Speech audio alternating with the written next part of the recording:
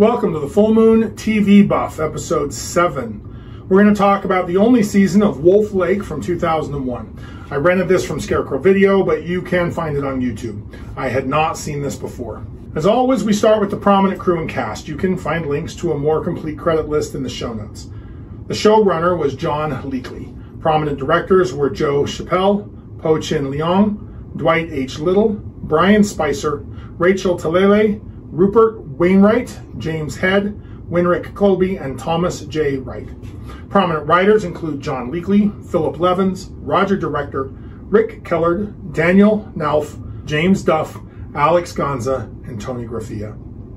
John Leakley is a television producer, writer, and creator. He gained prominence in the industry for creating and executive producing the CBS series Kindred, The Embraced in 1996, a vampire drama based on the role-playing game Vampire the Masquerade. Winrick Colby immigrated to the United States from the Netherlands and initially pursued a career in the U.S. Air Force before transitioning to television production. He began directing in the late 70s, working on shows like The Waltons and Quincy M.E. Colby's career flourished when he became a prolific director for the Star Trek franchise, helming episodes across The Next Generation, Deep Space Nine, Voyager, and Enterprise. Beyond Star Trek, his credits include other science fiction series like Battlestar Galactica, Millennium, Knight Rider, and Earth Final Conflict, as well as drama series such as In the Heat of the Night and Magnum P.I. After retiring, he taught film and television production at the Savannah College of Art and Design until his death in 2012. James Duff has written over 100 episodes on 2 different TV shows, The Closer from 2005 through 2012 and Major Crimes from 2012 through 2018. Alex Gonza won multiple Emmys for his work on Homeland from 2011 through 2020, but he has a few other important shows, notably the live-action Beauty and the Beast from between 1988 and 1990, The X-Files from 93 to 94, and 24 from 2009 through 2010. Tony Graffia also has some impressive TV shows on her resume, including Dr. Quinn, Medicine Woman from 1993 through 1995, Battlestar Galactica from 2004 through 2006, Terminator, the Sarah Connor Chronicles from 2008 to 2009, and most recently Outlander, which began in 2014 and is still running. The cast includes Lou Diamond Phillips as Detective/Officer John Kenyon, Tim Matheson as Sheriff Matt Donner, Graham Greene as Mr. Sherman Blackstone, Mary Elizabeth Winstead as Sophia Donner, Sharon Lawrence as Vivian V. Cates, Scott Bairstow as Tyler Creed, Mia Kirshner as Ruby Wilder/Cates/Creed, Paul Wesley as Luke Cates. Lou Diamond Phillips gained prominence in 1987 portraying Richie Valens in the biopic La Bamba. He cemented his status with performances in Stand and Deliver and Young Guns, both in 1988. His television work includes notable roles in Longmire, Prodigal Son, and his Golden Globe-nominated performance in The Night Stalker. Phillips also found success on Broadway, earning a Tony Award nomination for his role in the revival of The King and I. Of Filipino, Scottish-Irish, and Cherokee descent, Phillips has advocated for diversity in Hollywood throughout his career. He's directed several films and television episodes, demonstrating multifaceted talent. Tim Matheson's career began at a young age when he voiced the character Johnny Quest in the popular animated series of the same name in 1964. He gained recognition for his portrayal of the smooth-talking Eric Otter Stratton in the 1978 comedy classic National Lampoon's Animal House.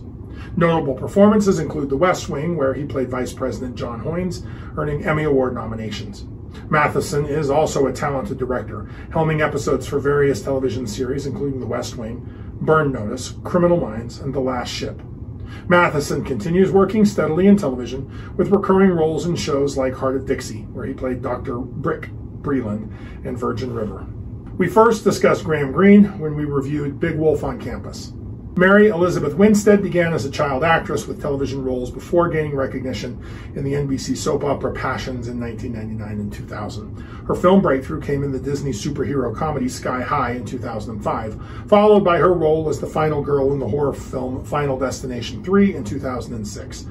Winstead further established herself as a scream queen through her roles in horror films such as Quentin Tarantino's Death Proof in 2007 and the prequel to John Carpenter's The Thing in 2011. In 2010, Winstead starred as Ramona Flowers in Edgar Wright's cult classic Scott Pilgrim vs. the World, which gained her a dedicated fan base. Her career evolved with roles in the third season of FX's anthology series Fargo in 2017, the psychological thriller 10 Cloverfield Lane in 2016, and as Huntress in the DC Comics film Birds of Prey in 2020. More recently, she joined the Star Wars universe as Hera Syndulla in Ahsoka in 2023. Sharon Lawrence broke out with her role as Assistant District Attorney Sylvia Custis on the ABC police drama NYPD Blue, earning 3 Emmy nominations. She has maintained a near-constant presence in Hollywood for decades. Early on, Scott Barstow starred in the television series Lonesome Dove, the series, and later in Lonesome Dove, The Outlaw Years. He gained recognition on the television series Party of Five from 1998 to 2000. It appears he stepped away from acting in the mid-2000s as a consequence of some legal troubles. Mia Kirshner achieved her greatest prominence with her portrayal of novelist Jenny Schechter on the groundbreaking Showtime series The L Word from 2004 through 2009. Other notable appearances include Adam Egoyan's Exotica in 1994, Brian De Palma's The Black Dahlia in 2005, and television series such as 24, Defiance, and Star Trek Discovery. Paul Wesley began acting in high school when he landed a role on the soap opera Guiding Light. Wesley is most well known for his breakthrough role in The Vampire Diaries, which ran from 2009 to 2017, a show that I need to figure out how I'm going to address on this channel.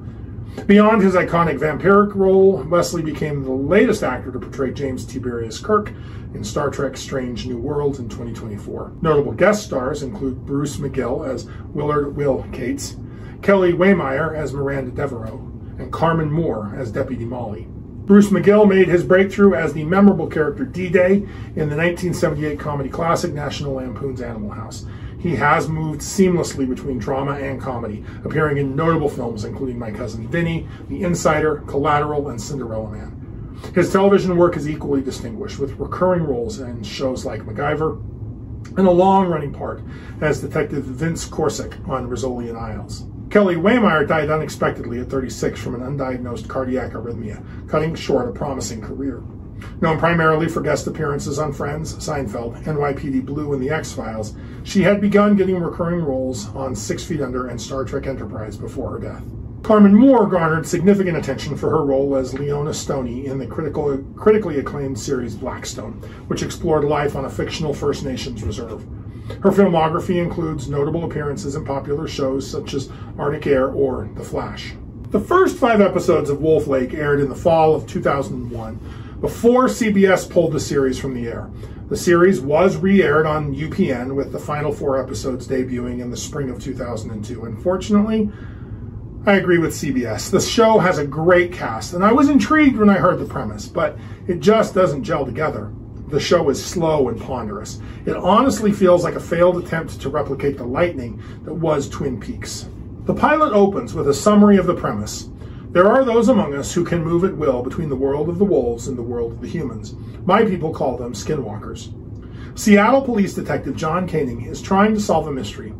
His search for his missing girlfriend, fiancée, leads to her Pacific Northwest hometown of Wolf Lake, where people hide information from him. What they hide is the fact that many are werewolves, including John's girlfriend, Ruby. There is also a power struggle regarding who will be the pack leader once the current one dies. So let's cover the characters. John Koenig is a Seattle homicide detective. He is Native American, but was adopted as a child and has been raised away from his indigenous culture. He's our audience insert. He's trying to solve the same mysteries that we're curious about. While there are plenty of signs that he was a fairly normal dude before his fiancée went missing, during the show, he's your stereotypical, humorless, obsessive renegade cop who doesn't have time for procedures, man. Matt Donner is the sheriff of Wolf Lake. He's also a single father and a lapsed werewolf. He doesn't change anymore, and he doesn't attend the religious services, but he does know all about them. His dead wife was not a werewolf. She made him swear on her deathbed to renounce the insanity and protect their girl. Donner is doing his best to maintain the laws of both civilization and the pack, a nearly impossible task. Sophia Donner is Sheriff Donner's teenage daughter. She is curious about lycanthropy and the changes that might be coming upon her. It's unclear if she will change since her mom wasn't a werewolf, but she and her father clash over her future. He doesn't want her sucked into the pack's violence and political infighting, but she feels pulled by her nature. Plus, come on, who doesn't want to be a werewolf, am I right? Sophia is a younger version, perhaps following in Ruby's footsteps. Sherman Blackstone is a science teacher at the Wolf Lake High School. He teaches a special class to kids who have completed the changing about the new realities of the world that they find themselves in. He's also Native American, but unlike Caning, he's very much invested in his culture. For some reason, he's the one feeding Caning anonymous tips on Ruby. Blackstone knows about the werewolves, obviously, but it's not clear that he is one. He does serve as some kind of advisor to the pack. By the end of the abbreviated season, I was convinced that he was some kind of avatar of the trickster god Coyote. I don't know how they would have resolved this, but I'm pretty sure that's where they were headed. Willard Will Cates is originally the pack's alpha male and town patriarch. He's fairly complex, and I wish he had stuck around longer. He's ruthless and cunning, willing to do many underhanded things, but it seems he really is motivated to do those things by a desire to protect and strengthen his community, though it's true he benefits greatly from them as well. Vivian V. Cates is Ruby's stepmom and Will's second wife. She and Sheriff Donner had a romantic relationship in their youth. An extremely capable woman, she is probably the best candidate to replace Will upon his death, but her being female makes that challenging. She is a werewolf and cheating on her husband with a local drug dealer. Speaking of, Tyler Creed is the local drug dealer and an all-around gangster. If there's anything criminal going on around Wolf Lake, Creed profits off it. He desperately wants to be the pack alpha upon Will Cates' death, but it's clear that this would be bad for the humans and the werewolf community. He seems motivated by greed and jealousy. He wants what Will has, or he wants to destroy it. He loves being a werewolf and thinks it's only correct that werewolves kill humans. Ruby Wilder, aka Cates, aka Creed, is an enigma for most of the series. She's the MacGuffin. Ruby ran away from an arranged marriage to Tyler Creed, and she's been dragged back to town to fulfill that contract. She hardly ever shows up. Luke Cates is the youngest son of Will Cates. He's recently completed the change and revels in the freedom and power. There are signs that he could become a man very much in the mold of his father, given time and guidance, but he won't get either. He is strongly attracted to Sophia and frequently clashes with Sheriff Donner. He's also a teenage boy, so he's obsessed with sex. Miranda Devereaux is the town drunk and woman of loose morals. She's human and a talented torch singer. She's a frequent guest in the sheriff's holding cell. So let's cover those 9 episodes, right? Pilot, Meet the Parents. Seattle police detective John Caning proposes to his girlfriend Ruby Wilder. Almost immediately, she's attacked and vanishes on the way to pick up Chinese food. The only clues left behind are a severed hand and one of her earrings. 6 months later, an anonymous phone tip leads Caning to the small town of Wolf Lake. He rescues a teenage girl named Sophia from something in the woods. He meets the local sheriff and becomes embroiled in a local power struggle. At Wolf Lake High School, he learns Ruby's last name is actually Cates. Her family is wealthy. He gets knocked out and dropped in the woods, where a white wolf chases him. He's caught in a bear trap when Papa Cates shows up to shoot the wolf with a tranquilizer dart and haul it off. Episode 2, The Changing. A teenage girl is having some kind of seizure. She busts free of her restraints and runs into the forest. Caning clashes with Sheriff Donner and the police. Turns out Papa Cates runs Wolf Lake like a mafia don. Cates also has cancer and worries about who will take over after he dies. Sophia is Sheriff Donner's daughter, and they fight over Papa Cates' youngest son, Luke. We see Ruby is in town, but Caning misses seeing her. He learns an affliction known as the Changing kills a shockingly high number of teenagers in Wolf Lake every year and confers tremendous status and privilege on those who survive it. Teenage girls make it sound like it has something to do with sex. Episode 3, Soup to Nuts. Lucas's pack of friends cause an accident with a tanker truck. Tyler Creed proposes building a huge supermax for-profit prison in the county to make money. Meanwhile, Sherman Blackstone helps John Caning with his flu by giving him a thermos of chicken soup laced with a powerful hallucinogen, giving Caning visions of Ruby. The tanker truck accident exposes one of Creed's schemes to illegally dump toxic waste to Sheriff Donner, sparking a violent confrontation between the two. Donner ends the episode offering Caning a position in the Wolf Lake Sheriff's Department. Episode 4, Tastes Like Chicken. Sheriff Donner runs a werewolf anonymous group, explicitly using addiction as a metaphor for lycanthropy. One of the participants has relapsed and is on a serial killing spree. Papa Cates collapses while playing pool with Lucas. This ignites a struggle in the werewolf community to determine who will be the pack's next alpha male. Lucas is in extreme denial about his dad's impending death and tries to take his relationship with Sophia to the next level. Sophia almost ends up the next victim of the serial killer, but Lucas, Koenig, and Donner unexpectedly collaborate to rescue her. Creed gives Ruby a chance to accept their arranged marriage to keep the town stable after her father dies. Episode 5, Excitable Boy. Creed is not just a criminal and a misogynist, he also picks on handicapped people.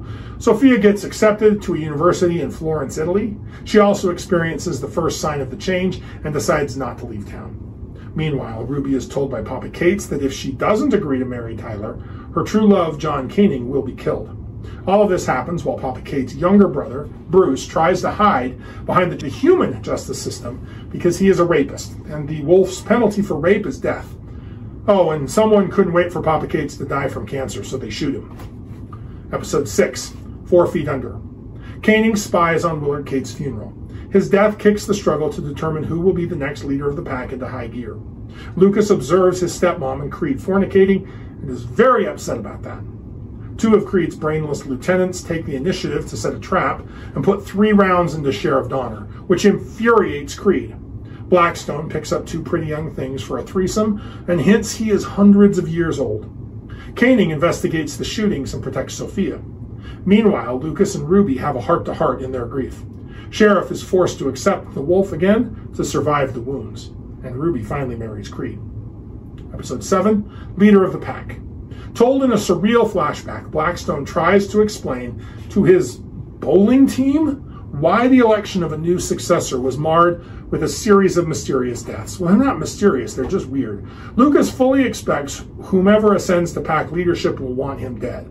Blackstone is an extremely unreliable narrator, so it's almost impossible to tell exactly what happened. It does seem clear that V wants the sheriff to marry her and throw his hat into the ring. Instead, he nominates her and throws the process into a tizzy. It ends with V killing 2 robbers and taking leadership of the pack anyway. Episode 8, Legend of Lost Lenore.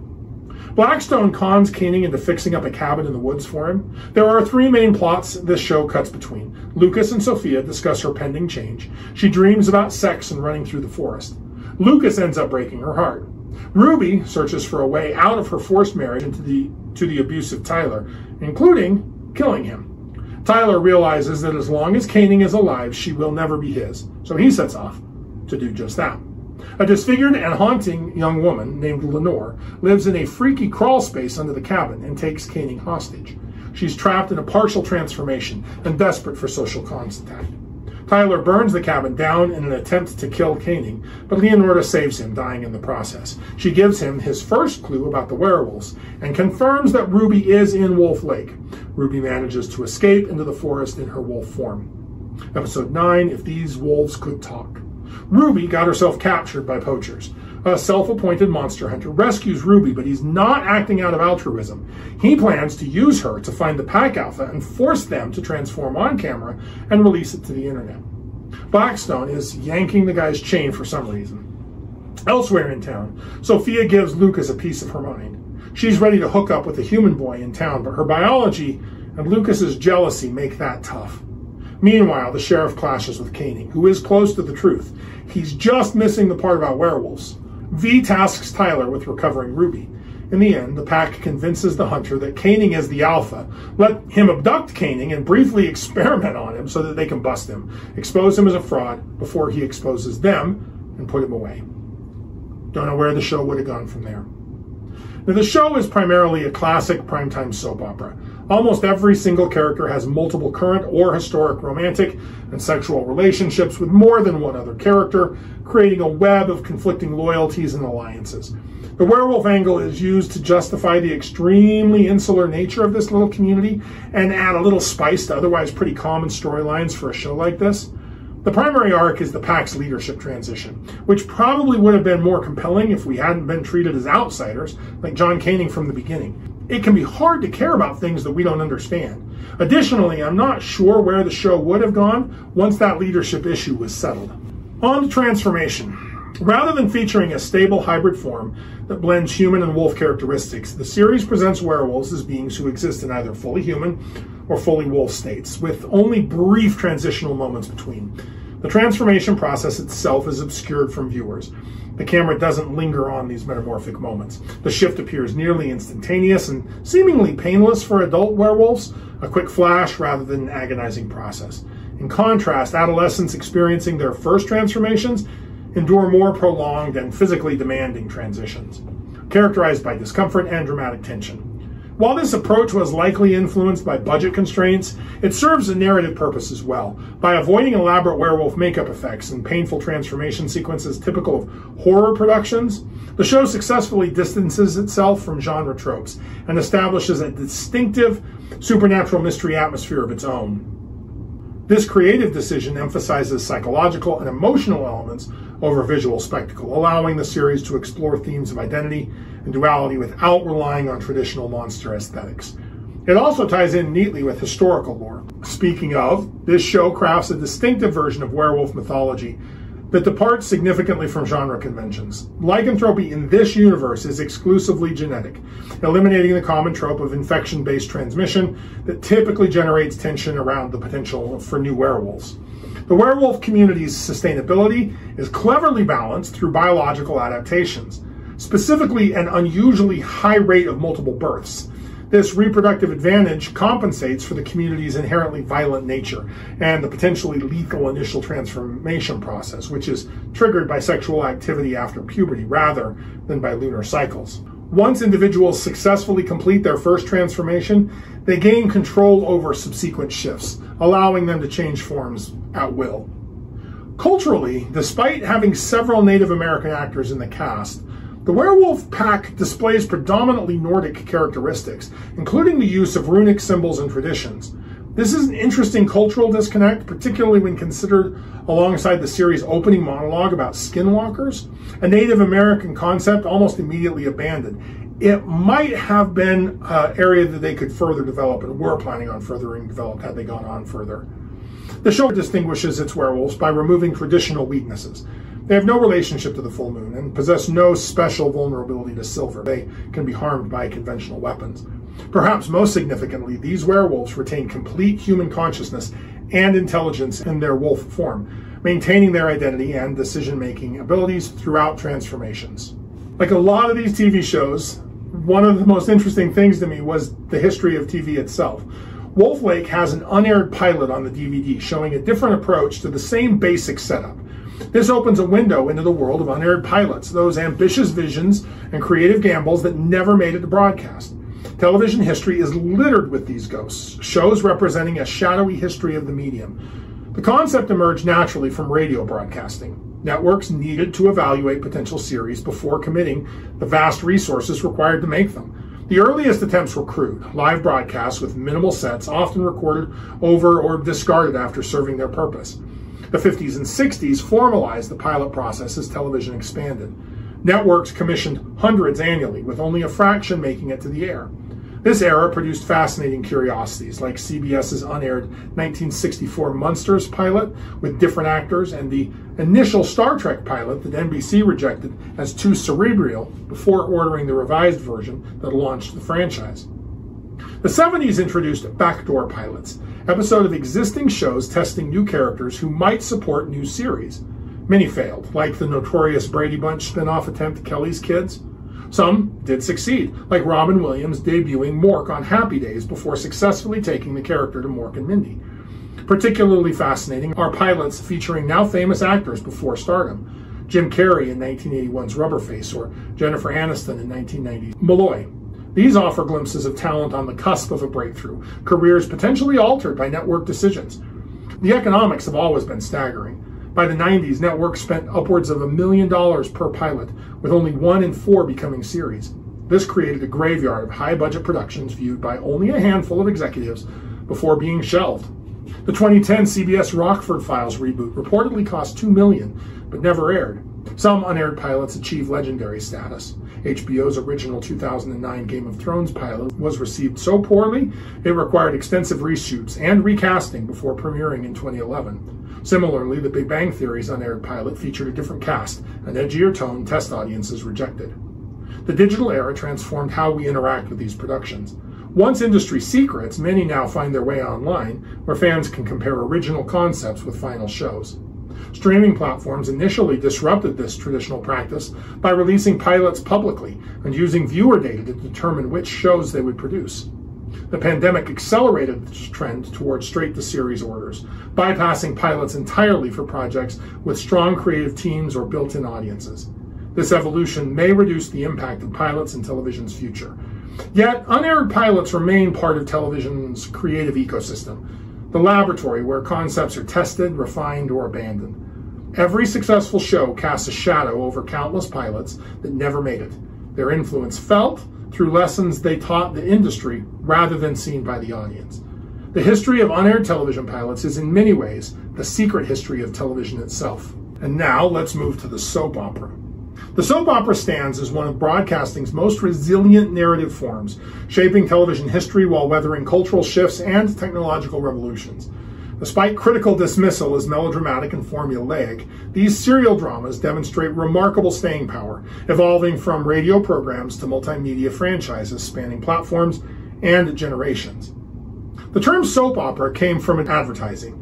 Radio networks attracted female listeners during daytime hours, while companies like Procter & Gamble, Colgate-Palmolive, and Lever Brothers sponsored 15-minute serial dramas targeting homemakers who controlled household purchases.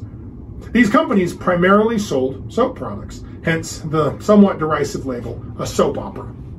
Early examples like Clara, Lou, and M from 1930 and Ma Perkins from 1933 established the template. Ongoing storylines focused on domestic concerns, family relationships, and emotional conflicts, punctuated by product advertisement. These early radio soaps rejected narrative closure for continuing overlapping storylines, revolutionary at the time. Characters faced endless complications, with episode ending on moments of suspense to bring listeners back. This open-ended model proved successful, with The Guiding Light debuting in 1937 and The Romance of Helen Trent running from 1933 to 1960, attracting millions of listeners who organized daily routines around broadcasts. As television replaced radio in the 50s, soap operas transitioned too. The Guiding Light and Search for Tomorrow were among the first to migrate, bringing their audiences with them. Early TV soaps maintained radio conventions, static settings, conversation-driven plots, and pacing accommodating viewers, dividing attention between television and household tasks. The 15-minute format expanded to 30 minutes, allowing more complex storylines and, of course, additional commercials. The 1960s and 70s represented soap opera's golden age. Shows like As the World Turns, General Hospital, and Days of Our Lives became cultural institutions with unprecedented viewership. During this period, soaps cautiously explored societal issues from female perspectives: illegal abortion, interracial relationships, mental health, alongside traditional romance and family conflicts. Different models emerged internationally. British soaps like Coronation Street from 1960 and EastEnders from 1985 adopted a working-class focus and social realist aesthetics, airing in evening slots for broader audiences. Latin America telenovelas embraced heightened emotions, but rejected open-ended structures, telling complete stories that ran over 120 to 180 episodes or so, with definitive resolutions. Australian soaps like Neighbours and Home and Away found a middle ground, maintaining continuous narratives with a lighter touch and a youthful focus, achieving international popularity. The 80s marked a commercial peak and a beginning decline for the American soap opera. General Hospital's Luke and Laura Wedding in 1981 attracted 30 million viewers, a daytime record reflecting cultural dominance. However, women entering the workforce eroded their traditional audience. Primetime experiments with the soap format, particularly Dallas and Dynasty, added higher production values and explicit content, demonstrating how core elements could attract broader audiences freed from their daytime constraints. The 90s and 2000s saw contraction as viewing options multiplied. Networks canceled long-running shows, including Guiding Light, finally going dark after 72 years. Survivors adapted through sensational plot lines, accelerated pacing, and targeting younger viewers, sometimes alienating long-term audiences without necessarily building new ones. Paradoxically, as soap operas struggled, their narrative approach became dominant across television. Serial storytelling expanded into virtually every genre, with shows like The Sopranos, Breaking Bad, and Game of Thrones employing soap techniques while avoiding the soap label through production values and demographics, and focusing less on romantic and family relationships and more on crime and other things. Professional wrestling perhaps best adapted the soap opera format for male audiences, maintaining focus on relationships and betrayal while escalating the conflict to physical confrontation. Wolf Lake attempted to emulate successful primetime soaps while incorporating Twin Peaks-inspired surreality as markets changed. The digital revolution brought challenges and opportunities. Declining broadcast viewership accelerated cancellations, while attempts to continue on early streaming platforms proved difficult.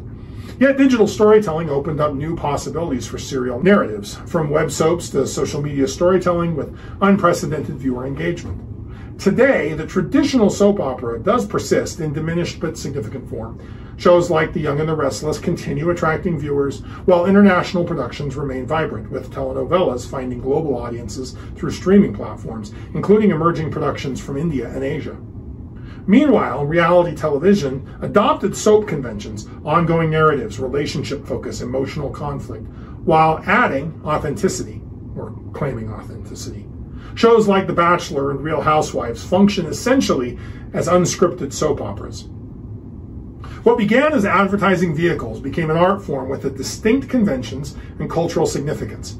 Soap operas pioneered intimate relationships between audiences and narratives. Long before recognized fan culture, soap viewers formed communities discussing plots, speculating about futures, and investing emotionally in character relationships. This engagement presaged contemporary media fandom while establishing how serial narratives build loyalty across decades. At their height, soap operas integrated into viewers' daily lives, a goal most modern content creators still aspire to. Whatever their future, soap opera's influence remains woven into contemporary storytelling. Their fundamental insight that audiences commit to ongoing stories, emotional investment builds over time, and that communities form around shared narrative experiences continue shaping how stories are told and consumed. Once dismissed as disposable women's entertainment, the soap opera proved one of broadcast's most influential and enduring innovations. So now I want to talk about something specific to Wolf Lake that really interested me. Wolf Lake aired what would become its final episode, featuring a character whose business model was eerily prophetic. The episode introduced a monster hunter who funded his freelance werewolf hunting career through paying subscribers following his adventures on a website. This sounds normal today, but this concept, an individual creating content and being directly supported by fans through digital means, appeared 3 years before YouTube's launch and nearly a decade before platforms like Patreon would formalize the creator-supporter relationship online. What makes the Wolf Lake example so striking is how accurately it predicted a fundamental shift in the creator economy. In 2002, the internet was still in its relative infancy, with most content creators relying on traditional gatekeepers to reach audiences and generate income. Today, this model has become the backbone of the creator economy, with millions of creators across Patreon, Substack, OnlyFans, and Twitch receiving direct financial support from their audiences, just as Wolf Lake's fictional monster hunter did with his website subscribers. The journey from the Wolf Lake prediction to our current reality began with video sharing evolution. Before YouTube's 2005 launch, sharing video online was cumbersome and limited by technological constraints. Early platforms like ShareYourWorld.com in 1997 and iFilm attempted to create spaces for video sharing, but were hampered by slow internet speeds and limited bandwidth. YouTube revolutionized how people consumed and shared video content with its user-friendly interface and Flash-based player. However, monetization, enabling creators to earn a living from content, took longer to develop, with YouTube's partner program introduced in 2007. Fans directly supporting creators financially gained traction with Kickstarter's 2009 launch, allowing creative projects to be funded by interested backers. However, Kickstarter was primarily designed for one-time projects rather than ongoing creative work. Patreon, launched in 2013, focused on recurring support for ongoing creating endeavors, much closer to the subscription model that we see depicted in Wolf Lake.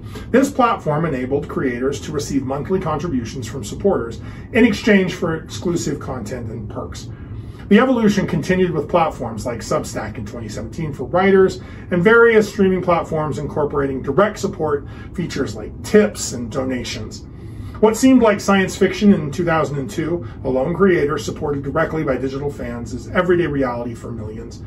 The Wolf Lake example stands as a reminder of how quickly cultural and economic models can shift in the digital age, and how sometimes fiction predicts reality with startlingly accuracy. As a note, I have no desire or even intention to make this channel support me. I don't want that pressure. I don't want to have to deal with meeting requirements and getting views and all that kind of thing. So this will always be a hobby for me. So if you like lycanthropes, like, share, and subscribe. Contribute your thoughts and additional observations in the comments below. Let me know what I missed or what you noticed. Next, I plan on discussing the only season of Wolf's Reign from 2003, or maybe it's 2 seasons. Sometimes I see it divided, plus the following OVAs, if I can find them, to watch. Keep your eye on the moon, a silver bullet in the chamber, and we'll see you back next episode.